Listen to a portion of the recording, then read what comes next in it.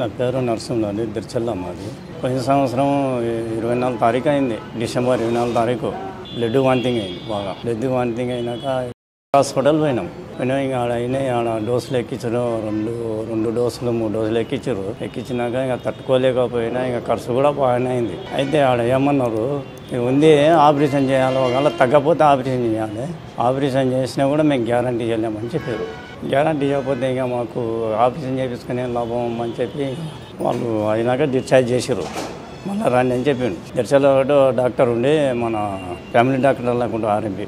అయితే ఇట్లా ఉన్నాక మా దోస్తుకు ఇట్లా తక్కువ అయింది, ఇట్లా పోయిరానంటే ఇంకా మా శివ ఉండే అవన్నీ ఉంచుకొని నా కొడుకు పూర్వజన్మ హాస్పిటల్ తక్కువ అయింది, పోయిరాబోని అంటే సరే అని చెప్పి వచ్చేసినాం.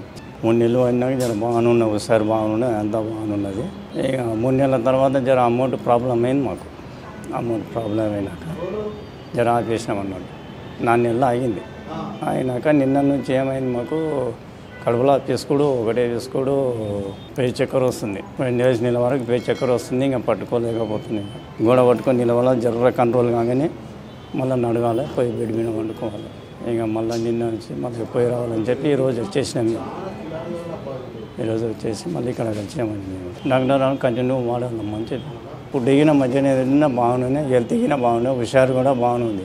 ఇంకా అక్కడ పని కూడా మంచిగానే చేసుకుంటున్నా బాగానే ఉంది.